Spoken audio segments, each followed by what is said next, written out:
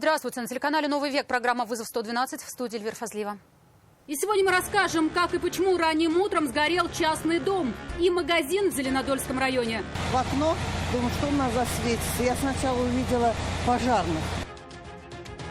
Покажем, как на улице Мавлютова столкнувшиеся автобус с троллейбусом полностью перекрыли проезжую часть. И как арендованный автомобиль посреди дороги влетел в убираемый дорожниками снег. Не видно было, вот после меня также машина ехала, чуть не попала, успела затормозить. А также последствия крупной аварии на улице Копылова. Лилька, вот тебе шлагбаум, как хочешь, так выдергивай с собой. И арест иномарки за долг в 280 тысяч рублей за нарушение правил дорожного движения. Машину продал 2 года назад, штраф наловили, машина уехала в Казахстан. Это и не только. Прямо сейчас. Частный дом и магазин сгорели сегодня утром в поселке Новая Тура, это в Зеленодольском районе. Огонь начал полыхать в жилом помещении и перекинулся на примыкающее строение. Хозяева в момент пожара были внутри жилища. Почуяв запах гари, они вышли на улицу и, к счастью, не пострадали. От их жилища и от помещения, которое хозяин дома сдавал в аренду под магазин, остались только стены. В окно, думаю, что у нас засветится. Я сначала увидела пожарных. Валентина Виноградская живет неподалеку от сгоревшего дома. Говорит, в окно увидела, как наверх потянулся густой черный дым. Вышла на улицу и поняла, что горит дом ее соседей. У нас гидранты здесь в поселке, у меня поставили несколько гидрантов. Подошла к пожарнику, говорит, я что, пожар? Я говорю, да, у вас пожар. Как рассказали соседи, муж с женой в момент возгорания находились дома. Почуяв запах гари, они схватили документы и вышли на улицу. На место тут же вызвали пожарных. За это время огонь успел перекинуться с жилища на примыкающее здание. Эту постройку, по словам местных жителей, мужчина сдавал в аренду. В одной части был офис шиномонтажа, который залило водой в результате тушения. В другом магазин меда. Именно он сгорел полностью. Приехал, вообще ничего ни с кем не разговаривал, даже быстрее открыли, все выносить.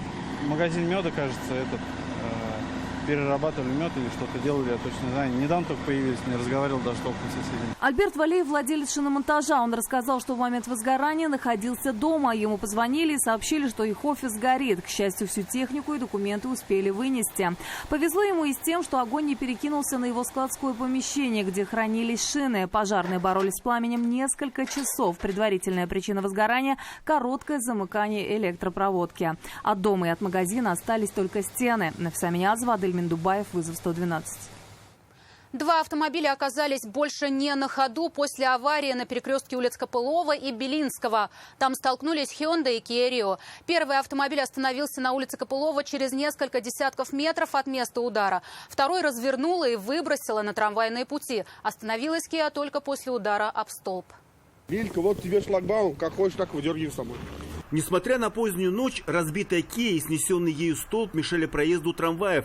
Преодолеть место аварии не смог снегоуборочный вагон. Его водитель уже обрадовал водителя вахтового трамвая, что проехать не сможет и она. Я проеду. А Лилька не проедет. Водитель Kia считает, что ему сильно повезло. В этой аварии он не получил ни царапины. Подушки открылись, повезло, что подушки спасли. Вот так была бы другая машина какая-нибудь, чепырка, наверное, сложила бы его всего. Водитель Kia рассказал, выезжал на перекресток с улицы Белинского, уверен, что ему горел зеленый. Рядом машина еще выезжала. Ой. Просто она направо поворачивала. Он же поехал прямо, и через мгновение сильный удар в правый бок. Kia выбросила с дороги на трамвайные пути. Остановился автомобиль, только врезавшись в столб с дорожными знаками. Машинка серая проезжала на красный свет, красная отсюда выезжала. У него скорость высокая была, вот он и шатался. Вроде признается, да, у него скорость высокая была. Водитель Hyundai Sonata рассказать свою версию случившегося не захотел, но автоинспекторам сообщил, что завершал маневр и проезжал перекресток на желтый сигнал светофора, когда перед ним неожиданно появилась Kia. Степень вины каждого из водителей будут устанавливать на детальном разборе происшествия в автоинспекции. Радик Фархулин, Дарья Кореева, Вызов 112. Троллейбус и автобус, столкнувшиеся на улице Мавлютова недалеко от остановки 18-я поликлиника, на несколько часов полностью перекрыли проезжую часть. Автомобилистам и водителям автобусов приходилось выбирать другие маршруты. Сложнее было водителям троллейбусов. Им пришлось ждать, пока столкнувшиеся транспортные средства не освободят им дорогу. Как и почему они столкнулись, водитель автобуса отвечать отказался, дав понять, что не понимает языка. Но по предварительной версии автоинспекторов, виноват в столкновении именно он. Вероятно, в конкурентной борьбе с попутным электротранспортом за пассажиров он попытался проскочить между троллейбусом и краем проезжей части, но не рассчитал ширину. Каршеринг, дрифтующий на парковке у нового зоопарка ночью, заметили и решили проверить водителя арендованного автомобиля. Как выяснилось, водительского удостоверения 19-летний молодой человек никогда не получал. И таким вот образом решил получить навыки вождения автомобиля, включая экстремальную езду.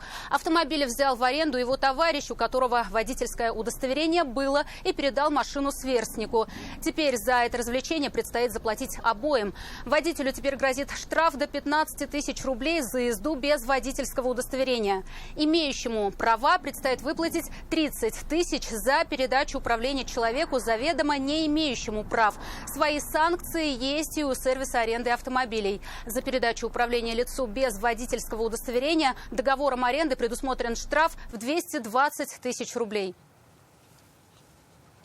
Судиться с дорожными службами намерен водитель арендованного Volkswagen Polo, который на улице Ленская влетел в снежную кучу, лежащую прямо посреди проезжей части. Никаких знаков о проведении дорожных работ не было. И именно это, считает, и стало одной из основных причин аварии. В том, что виновным в ней будет именно он, мужчина не сомневается. Не видно было, вот после меня также машина ехала, чуть не попала, успела затормозить. Он пользуется услугами каршеринга 3 года, и это первое дорожное происшествие. Понимает, что виноват будет он, но считает, что основная причина в действиях дорожных служб. В вечерний час пик на оживленной магистрали они создали огромный сугроб, при этом никак не обозначили место работ. Здесь снег был, сугробы с высотой метр, можно сказать. Я въехал прямо в сугроб и занесло потом, потому что пытался вырулить.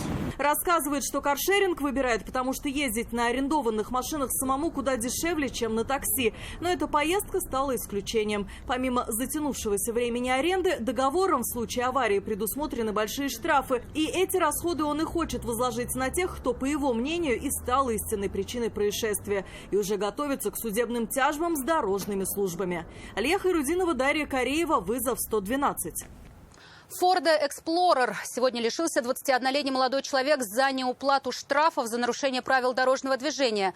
Его вычислила камера видеофиксации нарушений на Сибирском тракте. Автоинспекторы информацию получили моментально и остановили должника. В общей сложности он задолжал 280 тысяч рублей, половина из которых штрафы, другая – исполнительский сбор за их взыскание. Сам молодой человек утверждал, что официально владеет 3 машинами. И за теми машинами, на которых он ездит, штрафов не числится, а долги накопил совсем не он. Машину продал 2 года назад, штраф наловили, машина уехала в Казахстан. 21-летний владелец Форда Эксплорер рассказал об этой проблеме с неоплаченными штрафами, знает давно, но расплачиваться не хотел, так как они принадлежат не ему. Говорит, 2 года назад продал свою «Лада Калина» по договору купли-продажи. С тех пор и начались проблемы. Один за одним стали приходить штрафы за превышение скорости. Должника найти не получится. Почему не получится? Ну, неизвестно, кто купил машину. Она, то есть, по рукам пошла, купил человек с поддельными документами. Обращался вот к ГИБДД, обращался в суды. Ну, как бы просили документ просто о купле-продаже. Документ приносил, а такого человека не существует. То есть, на учет непонятно кого снимать. Все штрафы, их больше 117 тысяч рублей за превышение допустимой скорости. Причем лично водителю они не выписывались. Все с камер фиксации нарушений. Поэтому, как уверяет владелец иномарки, он не знает, как с этим бороться. Однако автомобиль до сих пор числится на нем. Чтобы снять машину с учета, говорит, надо оплатить все задолженности. Платить за других, уверяет, не хочет. И новые квитанции до сих пор приходят на его имя. У собственника данного транспортсредства имеются неоплаченные штрафы на сумму свыше 100 тысяч рублей. Данное транспортсредство изымается и помещается на охраняемую штрафстоянку. В случае неуплаты административных штрафов данное транспортсредство будет реализовано на торгах. Долги в 117 тысяч рублей – это еще не все. Молодой человек должен заплатить и немалый исполнительский сбор за взыскание долгов. На исполнении на данный момент в отделении судебного пристава по взысканию административных штрафов находится 163 исполнительных производства. По исполнительским сборам сумма задолженности составляет 163 тысячи. В совокупности со штрафом ГИБДД это примерно 280 тысяч получается. Владельцу иномарки дали 30 суток на оплату штрафов. Если он этого не сделает, его автомобиль будет выставлен на торги. Машину продадут, долги погасят, а оставшуюся сумму передадут уже бывшему владельцу Форда. Вероника Гайнудинова, Нафиса Ниязова, Лисан Саитова. Вызов 112. Это все, о чем успели вам рассказать. В студии была Эльвира Фазлиева. До встречи и не бросайте вызов судьбе, вдруг она его примет.